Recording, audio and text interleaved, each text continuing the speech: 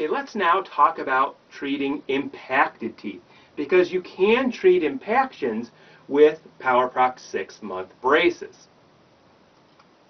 Now, all you need to treat impacted teeth and get them into the arch are space, eruptive force, and sometimes you need surgical exposure as well. Now, the most common impacted tooth is probably the maxillary canine. So here's a case where we have a retained primary canine and we have our permanent canine up above it. Now, these are the kind of impacted canines you can treat with Powerprox 6-month braces. They're usually facially oriented and they are vertical.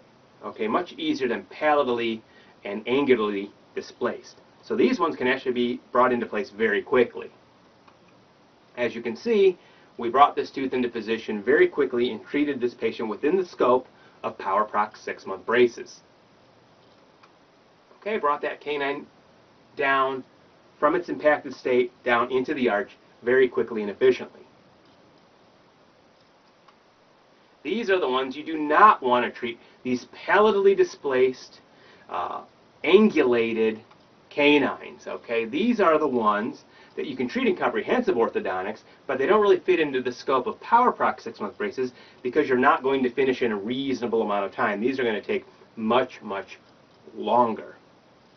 In fact, here they are once they've been uncovered. Okay, this is a doctor who sent me a comprehensive case, and he was kind of like, okay, Rick, these weren't nearly as bad as I thought they were. Now what do I do? Okay, now these can come into the arch very predictably, it's just that they take a lot of time.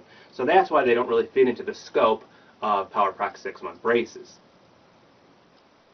Now here's a case where we actually have two lower canines that are impacted.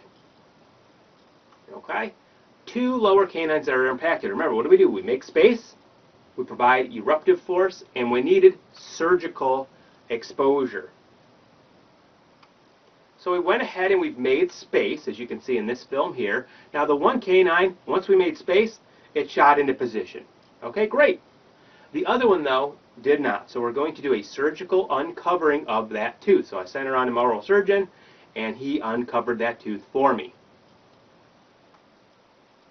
Okay, surgical uncovering and ligation. If you do these yourself, even better. I send them on to my oral surgeon. Here's what the patient looks like when she came back from the oral surgeon. Okay, he's just, again, bonded the little attachment to the canine with a gold chain that he then passively ties onto the arch wire. And again, now here I have my open coil spring. I like to keep that open coil spring between the lateral and the first premolar. Helps maintain space, any space we may have had to make to get that tooth into position. And also, remember, I can change the angle how that elastic pulls if I have to move a tooth mesial or distally and not just erupt it. Okay, so here we are, right at our initial seeing of the patient after she's been to the surgeon. Now, what we can do is we can now just tighten that elastic thread. Okay, you can use, they're sold by various companies under various names, but really it's just a rubber thread, and you just tie it around the arch wire into a little knot, and it'll put a little bit of force on that tooth to start erupting it. And that's a good way to start these impacted teeth moving into the arch. It's a nice light force and gets them started. Then I like to use a version of a piggyback arch wire. The elastic's good, but it's a bit cumbersome. It loses power very quickly, only works for, a couple of weeks, whereas this nickel titanium piggyback works for the entire duration. So once that tooth is brought up a little bit more, I like to have a heavy base wire. 018 nickel titanium or even an 018 steel would work perfectly. And then I use usually an 014 nickel titanium that's going through the two bicuspid brackets, down through that gold chain on the canine, and then over to the contralateral, at least central or lateral incisor. And again, that shape memory of nickel titanium is going to help erupt that tooth very quickly. So here you can see we have just a light activation on that nickel titanium arch wire through one of the links on the gold chain that's been attached to that impacted canine.